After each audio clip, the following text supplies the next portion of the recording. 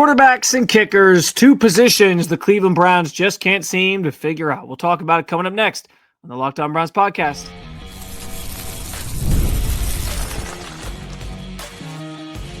You are Locked On Browns, your daily Cleveland Browns podcast.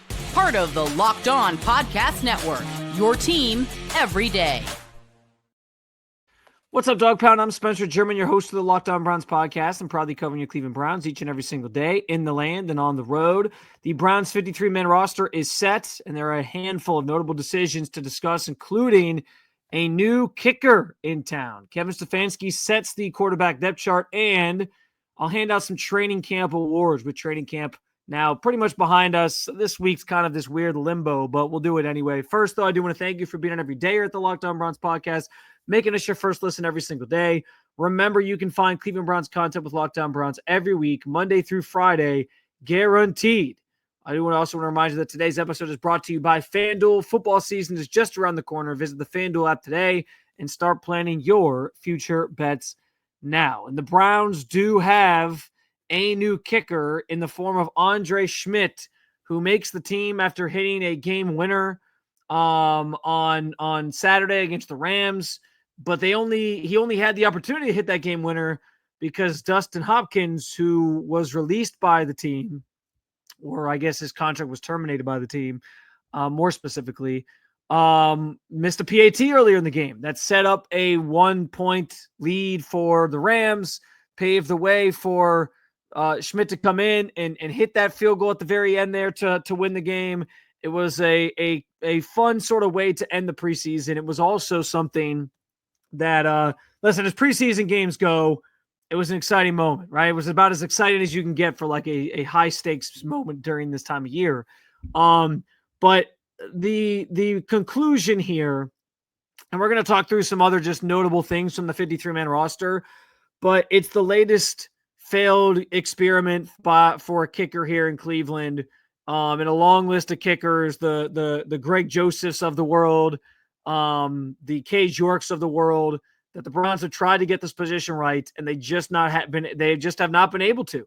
And so Szmyt gets his chance now to sort of steady that ship. Since Phil Dawson in 2012, with his last year here, it's been just a colossal disaster. I'd like to see if the jersey of quarterbacks since 2000, now it's probably still quite a bit ahead because we're talking about since 1999.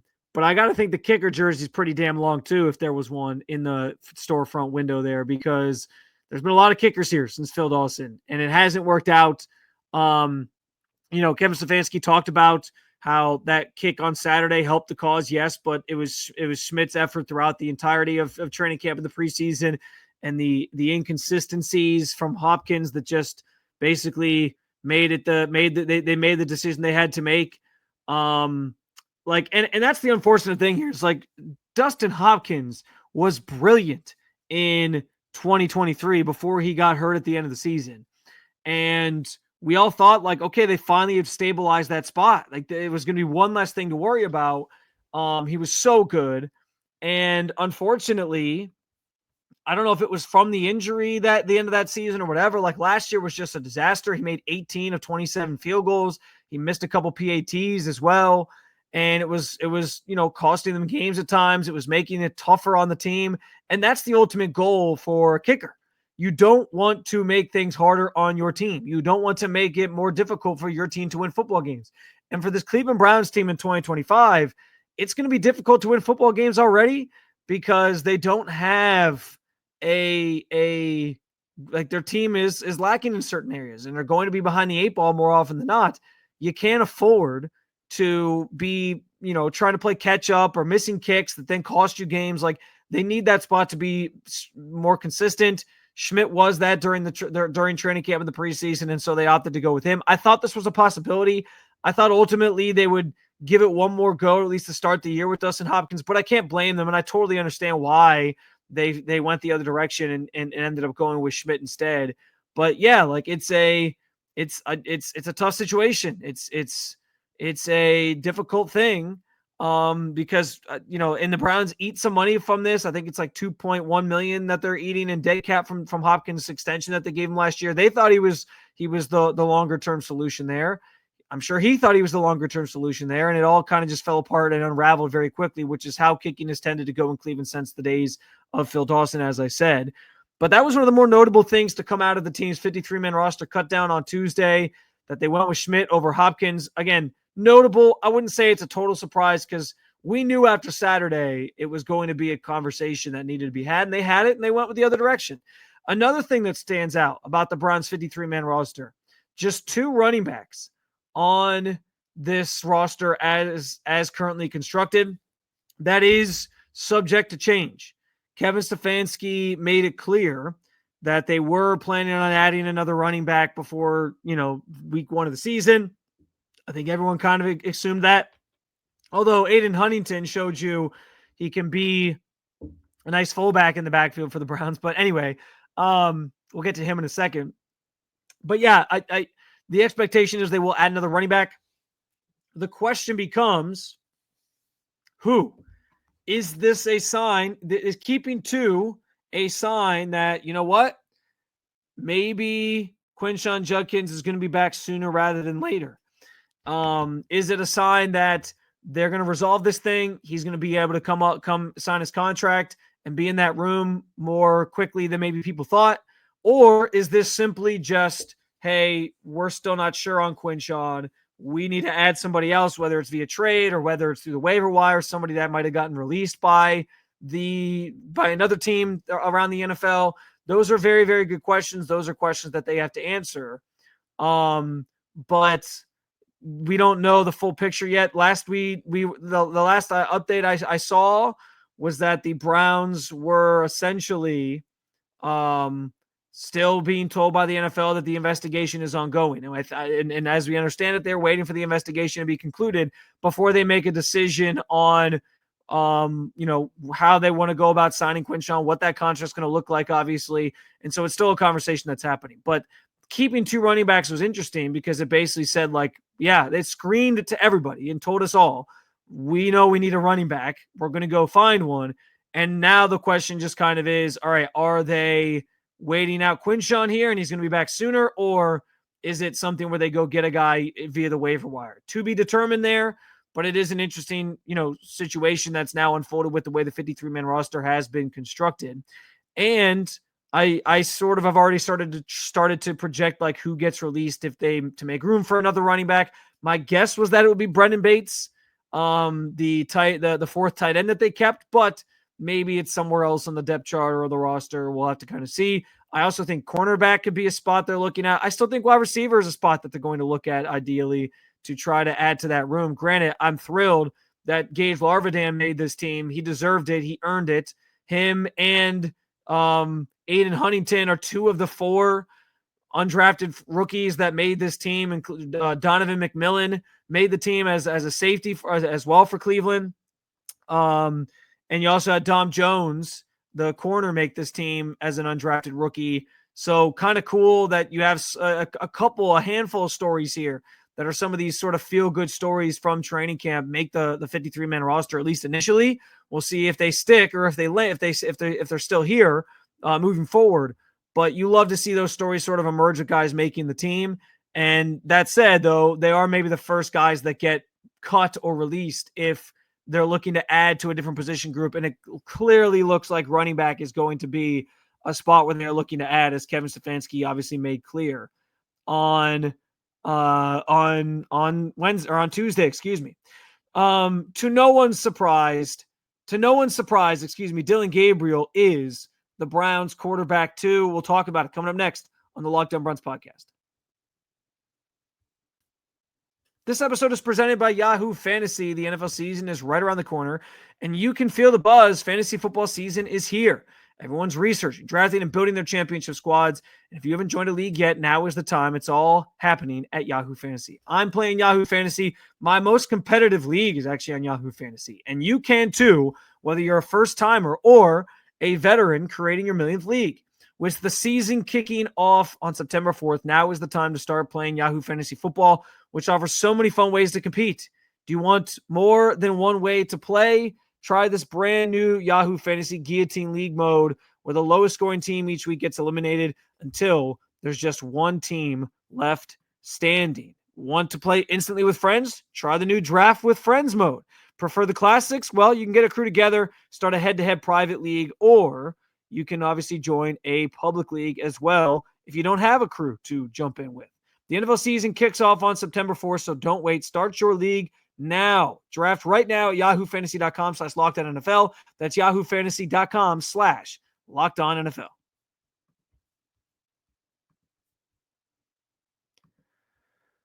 So the Browns kept the 3 quarterbacks that we thought they would after trading Kenny Pickett earlier this week. So the resolution from this is that you end up with Joe Flacco, Dillon Gabriel, and Shedeur Sanders on the active roster. And Kevin Stefanski told us straight up on Tuesday that Dillon Gabriel will be the team's number 2 quarterback. So we now know that about this team. Dillon will be the number 2. That's not a surprise. It's the least surprising, really, news or announcement ever of who the number 2 quarterback is. I get that we had to ask, but I think we all kind of assumed everyone would just kind of move up a spot. Like this, we all know the conversations that have been happening around this conversation, around this quarterback room, around this team since the start of training camp. You know, Shedeur not getting certain reps, Dillon Gabriel getting more reps in certain groups and whatever. So we know it's been a thing. But every step of the way, the Browns have signaled to us that Dillon Gabriel was ahead of Shedeur Sanders. So by nature of them moving on from Kenny Pickett, it was assumed that Dillon would step up into the number 2, the primary backup role, and Shedeur Sanders would be your number 3 quarterback on this roster. And that is how things are going to be set up right now.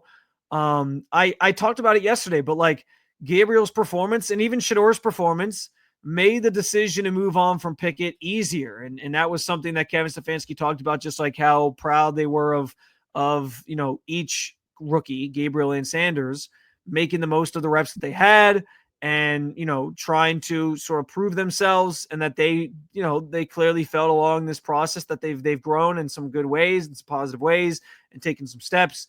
And you don't trade Kenny Pickett if you don't feel good about the state of that group and the 2 rookies that you have, especially, by the way, on the heels of doing this exact same thing 2 years ago, where you had DTR in the building as a 5th-round pick, and he had a really good preseason, and you kind of felt good about him.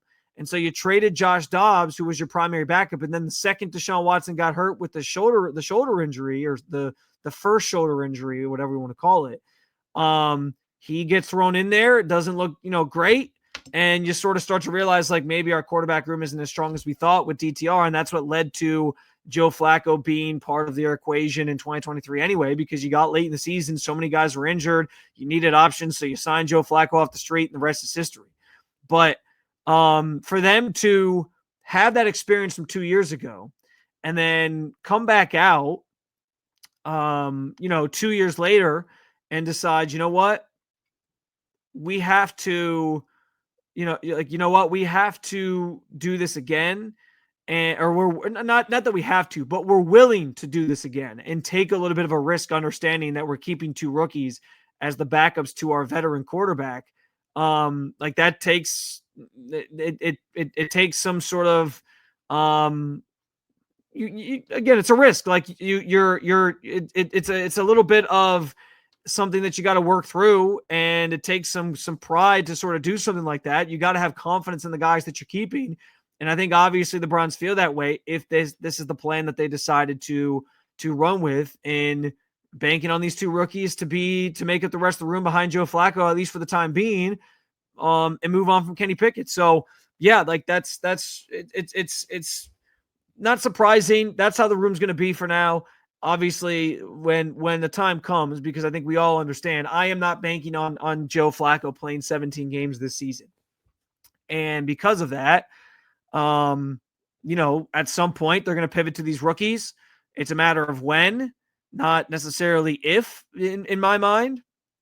And I'd rather, if the season's going to go up in flames, I'd rather see the rookies play and show sort of what they can bring to the table, what they can do, and give yourself an opportunity to essentially, evaluate these guys a little bit better. And so, as expected, it would be Gabriel who gets that first nod at some point later in the year. Shedeur would be after him. I'm envisioning that both guys play at some point. But they'll continue to evaluate them behind the scenes, and then it's going to come down to like when they get on the field, what things look like, what the process looks like, how they play. Same things that mattered in in training camp in the preseason, and so we'll get to those things down the line. But certainly a lot of confidence in these two rookies to put them as the primary backups to Joe Flacco. And as I think everyone sort of anticipated, because throughout training camp and the preseason, it's constantly been Flacco, Pickett, Gabriel, Sanders, and nothing has changed that. You know, I think this was the expected outcome, that Gabriel will be the next man up behind Flacco. Shador would be after him. And then Deshaun Watson's kind of just lurking in the shadows, which, by the way, that's an interesting part of this conversation as well. Because as part of the 53-man roster transactions, Deshaun was reverted to the reserve/pup list to start the year. It means that he now has to miss the first 4 games of the season, same way Nick Chubb did last year when he was, reverted to the pup list. And this is one of the more fascinating parts of this Browns roster and quarterback room now, moving forward with Kenny Pickett out of the picture and just the 3 guys here, is what happens with Deshaun Watson. What does this thing look like once he's maybe cleared to play? I don't have that answer. Nobody has that answer at this juncture. I thought it was interesting. Kevin Stefanski was asked on Tuesday about like whether or not Deshaun Watson's timetable played a role in them deciding, you know what, we're going to move on from Kenny Pickett, and was part of that trade decision. He basically just he avoided the question by just focusing on Deshaun and talking about how great he's doing in his rehab and all these different things.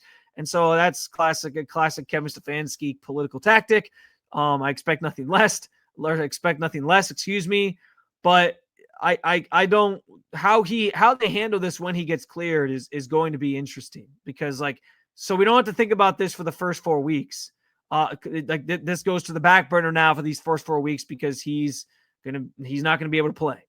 But after that, there's then a 5-week window that opens up where he can return to practice, and then the Browns have to decide whether or not they're going to activate him. If they don't activate him, he reverts back to the pup list and his season is over. What happens when he gets to a point where he's cleared? If he gets to a point where he's cleared, will the team doctors clear him? Will he get second opinions from other doctors on like where he's at and whether or not he should be cleared? And what does that mean in terms of like the NFLPA? Could there be a dispute there if the Browns are trying to avoid playing him this year, which I do think is the goal? They drafted 2 quarterbacks. They had 4 here. We thought they were going to keep 4 up until the Raiders lost Aiden O'Connell. I don't know. This team, this could go in a number of directions. This team could do anything. It's the Cleveland Browns, of course, but Kevin Stefanski, I think, is going to be dreading once these first 4 weeks are out of the way and he gets asked on a weekly basis, what about Deshaun? Where is he at? Is he going to return soon? Is he returning to the practice field? How is he continuing to recover? He's just going to keep answering it the same way. He's going to get asked about it every single day, and we'll have to sort of wait and see what happens. But just because they don't have 4 quarterbacks right now doesn't mean they won't have 4 quarterbacks later. And that's one of the more interesting things about this setup right now, is that Deshaun is still here. And Deshaun is recovering, yes, but that timetable could be something where he's back on the field at some point. And when does that happen? What does it look like? Everyone keeps asking me, like, do you think he's going to play? And my gut feeling tells me no. But can I ever say never with the Cleveland Browns of all teams? Like, look at the quarterbacks that have played the last 2 years for this organization. It's been like a carousel of guys, 5 guys in 2023, 4 guys last year. Like, you just never know with this team. So for me to rule out the possibility that Deshaun plays entirely would just be ill-advised by me, because with this franchise, anything can happen. It's going to be something we're constantly monitoring. But for now, it's Joe Flacco, it's Dillon Gabriel, it's Shador Sanders, just as it was drawn up, just as it was sort of showcased throughout most of training camp, that was going to be the order of these quarterbacks, with Kenny Pickett obviously initially squeezed in there, but now that ship has sailed. Let's hand out some training camp awards, a fun exercise this time of year. A new tradition I may be starting here at the podcast. We'll do it coming up next on the Locked On Browns podcast. We at Locked On have a very important request. Locked On wants to hear from you. We put together a survey to learn more about our listeners and how to make your favorite podcast even better. This is your chance to tell us what you like, what you don't, and answer questions about our advertising. Go to lockedonpodcast.com/survey to get started. Everyone who completes a survey will be entered for a chance to win one of 10 $100 Amazon gift cards. Again, that's lockedonpodcast.com/survey. You can also find the link in the show notes. Thanks for helping us out. August 26th is officially FanDuel Futures Day, a brand new holiday for football fans who live for bold predictions and preseason hunches. For just 24 hours, FanDuel's going to give you deals on NFL season predictions. So whether you're calling your MVP, eyeing a long shot division winner, or ready to crown your Super Bowl champ before week 1 even kicks off, this is your moment. Maybe you've got a gut feeling about who's going to win the MVP this year. Honestly, I think Joe Burrow, had the Bengals made the playoffs last year, might have been the most deserving. Maybe this year he can drag the Bengals to the playoffs with that putrid defense that they have and actually get the job done and win it. Is this finally the year, speaking of the playoffs, that the Bills get it done in the AFC and advance to the Super Bowl, or is it just the Eagles' championship to lose as a repeat champion? Place a futures bet on your favorite to win the title today. Visit the FanDuel app today and start planning your future bets now, because Futures Day is one day and one day only. FanDuel, play your game.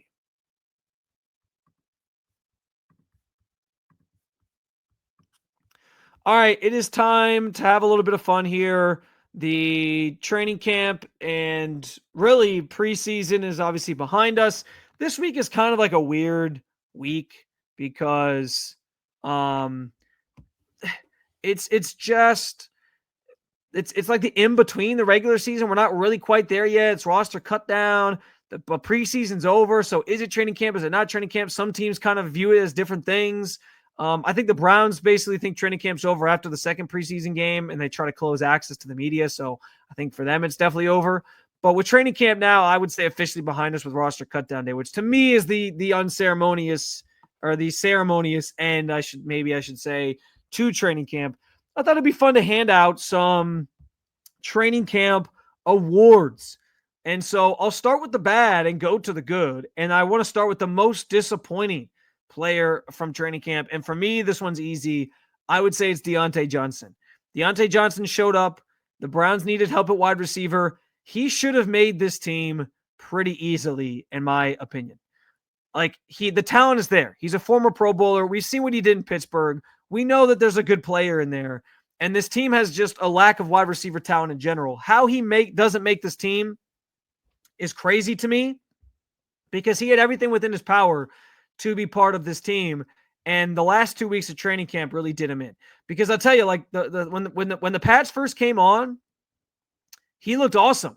He was getting separation. He was, leaving guys twisted up. He was making some plays. He had some really nice catches from all of the quarterbacks. Like that second week of camp when pads were officially on, and then it was all downhill from there. Eagles joint practices were bad for him. Last week leading up to the Rams game was bad for him, and you saw him start to sort of fade into the background in this competition in general. And so once push came to shove, and I had this in my 53-man roster projection, I just didn't think he was going to make it. And as it was told, he didn't make it. So I would say that's the most disappointing camp performance for this year, because I thought he should have made – I thought he would have made the team just because the talent's there, and the fact that it didn't work out and the fact that he didn't do enough is perplexing. Next, we will go to the most improved player for the Cleveland Browns during training camp. And I think this one's also easy, staying in the exact same room, by the way. Jamari Thrash. That guy worked his ass off to get to a level where he was catching the football more consistently. Looks like he can actually contribute to this team in a meaningful way. And do some things from that standpoint that they're looking for. We saw him with Dillon Gabriel in those 2 preseason games be like his go-to target on third down. His transformation from all the drops last year to now basically catching like everything at camp has been fun to watch. I was rooting for him this year. I was hopeful that he would sort of take that turn, and he did. He talked to us about a couple, I think last week, just about like how he got better and the things he worked on in the offseason that the Browns sort of did pinpoint with him. Like, here's what we want you to get better at. And he put his nose down and worked. And I think there's an argument to be made that like he might be the second best receiver on this team right now, because Cedric Tillman still sort of a question mark right now. And I don't know that he had a great camp. He had a fine camp. It wasn't great. And they're banking on him being the number 2 guy, but Thrash looks more even consistent, I think, based on what we saw during the preseason stuff and training camp, than I think even Cedric Tillman did so far. And so we'll see if that translates to the field. But I do have high hopes for both those guys, but I think Thrash has to get most improved here, because he was great over the last month of camp. We'll go next to the feel-good story of camp, and you could go one of two directions here. Aiden Huntington is my official answer, and I'll talk about him in a second because we did get a chance to talk to him for the first time on Tuesday in like a press conference setting. But obviously I think Gage Larvidan is at least an honorable mention, or maybe for some people is the answer. He has been just brilliant. I can't say enough about Gage Larvidan and the performance that he had throughout the consistent performance day after day. He talked about that, like just his mindset of, I got to be consistent every day, and I show up every day, and I'm like, I got to do the same thing and prove to people like why I'm here, and then I'm earning the spot, and he's not just satisfied making the 53. He's awesome, and he was worthy of making this 53-man roster because of the performance that he gave throughout this preseason. Scored a couple touchdowns, caught that touchdown from Dillon Gabriel in the 2-minute drill on Saturday. Just a lot of fun to watch that player play. He made a ton of plays, and so he deserves to be mentioned here. But I'm going with Aiden Huntington as my official answer for feel-good story, because Gage stood out from like early on and it was just consistent. But Aiden, I feel like, came out of nowhere, where it was like you saw him in the preseason games and you were like, oh, there's something here. Then you saw him in the second preseason game and it was like, oh, there's like really something here. He's on special teams. He's a defensive tackle running down the field and hawking guys down from behind that he should have no business catching for a guy his size. I mean, it was ridiculous. And then the third preseason game, like, sealed the deal. He gets the sacks. He's making plays out here. He's doing it up front in the defensive line as well. Like, this is a great player to have on this roster. The work ethic is there. The hustle is there. The physicality is there for a defensive line that's this deep. And to have him as kind of just like a back end guy that can rotate in sometimes on occasion, I mean, it's a luxury to have. And so Aiden making this team, he was awesome to talk to on Tuesday, just talking about like his mindset and you know how he reacted to the news when Kevin Stefanski shared on Saturday night that he had made the team. Like his reaction, his family's reaction, and all that was cool. He also talked about how one of his goals was for Brian Baldinger to highlight one of his plays in like a positive way and talk about it, and he got that in the preseason. So he checked off that box. So that was kind of cool. Just a good kid. Love to see that he made this team. But both him and Gage, I think, are both feel-good stories for different reasons. And then our last one is going to be our MVP of training camp. It would be easy to just say Myles Garrett, because Myles Garrett is virtually unblockable. Jordan Mailata, he talked about that after the Eagles joint practices, how those two, like, he did his job and Myles still just cooked him. And I thought that was like really good insight and just like the challenge that is blocking Myles Garrett every single day. But what I think is what I want to go against the grain a little bit here and not just take the easy answer of Myles Garrett, because he was constantly in the backfield all camp. And I want to say Carson Schlesinger. He was awesome this entire camp. He stood out in a major way. Not that other rookies haven't stood out. But for him to embrace being the green dot and already be running this defense and then be flying around making plays, both at practice and in the preseason games. I mean, the kid looks like he's the real freaking deal. As much as we maybe weren't as familiar with him as the second round pick that they used on him when they picked him, he has certainly made a name for himself already. And it looks like Andrew Berry has like got an absolute hit here in this pick, which is good news, because you need him, or he needs to, frankly, have a lot of these guys in this rookie class hit. It's a good step in the right direction, a foundational defensive player in the middle of the defense to potentially replace JOK, who may never play football again. I mean, what a performance from him so far, and I'm excited to see how he translates it to the regular season. But I'm going with Carson Schlesinger because he stood out pretty much every single day on the defensive side. Maybe not quite as much as Myles, because Myles is Myles, But to have some fun with this and not just give you the blanket easy answer, I'm going to say Carson Schlesinger as my MVP of training camp. So there you go. Our training camp awards. We'll try to do this every year. It's a fun exercise. But in the meantime, that's another episode down with you, Dog Pound. And I thank you for joining me as always to talk about your favorite football team. If you like what you heard, make sure you hit that subscribe button. Make sure Locked On Browns is your first listen every day, wherever you get your podcasts, and of course at the Locked On Browns YouTube channel. For your second listen, check out Locked On Fantasy Football with Vinny Lyer and Michelle Madjuk. Listen every day to prep for your fantasy draft and become the most informed manager in your league. You can also keep it local. Check out Locked On Cavs or Locked On Guardians. Thank you for being an everydayer at the Locked On Podcast Network. Talk to you again real soon, Cleveland. See ya.